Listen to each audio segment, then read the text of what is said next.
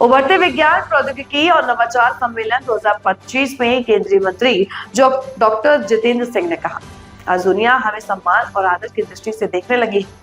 मेरा मानना है कि एक दिन इतिहासकार इस बात का भी विश्लेषण करेंगे कि हमें इस सुखद अनुभव के लिए आजादी के 70 साल बाद तक इंतजार क्यों करना पड़ा, क्योंकि इस देश में प्रतिभा की कभी कमी नहीं रही। हमारे वैज्ञानिकों और शोधकर्ताओं में प्रतिभा, क्षमता और कड़ी मेहनत करने की इच्छा शक्ति थी। उनकी आंखों में सपने और दिलों में आकांक्षाएं थी, लेकिन शायद उनके पास संसाधनों और एक सक्षम परिस्थिति तंत्र की कमी थी। विक्रम साराभाई की साइकिल पर अपना सब कुछ सामान ले जाते हुए तस्वीर याद है। प्रधानमंत्री ने विज्ञान और नवाचार को सर्वोच्च प्राथमिकता दी।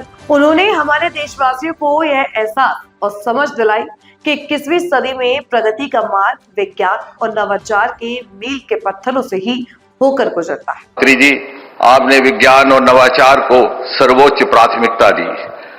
आपने देशवासियों को यह एहसास करवाया और यह समझाया कि 21वीं सदी में तरक्की का रास्ता विज्ञान और नवाचार की मंजिलों को लांघ करके गुजरता है।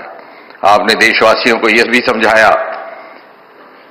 कि विकसित भारत के शिखर पर पहुंचने के लिए लाजिम है हम ग्लोबल बेंचमार्क्स पर पूरा उतरें, हम ग्लोबल स्ट्रेटजीज का पालन करें। और आपने यह भी एहसास करवाया that the age of silos is over. Private और पब्लिक सेक्टर की दूरियां खत्म कर दी गई और whole of government and whole of nation के मंत्र को लेकर के हम आगे बढ़े।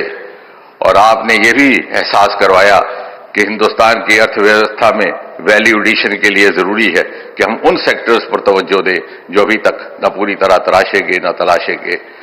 आपने लाल किले से आह्वान किया startup India, stand up India, और देखते ही देखते हम 1,70,000 तक पहुंच गए, दुनिया में तीसरे दर्जे पर आन खड़े।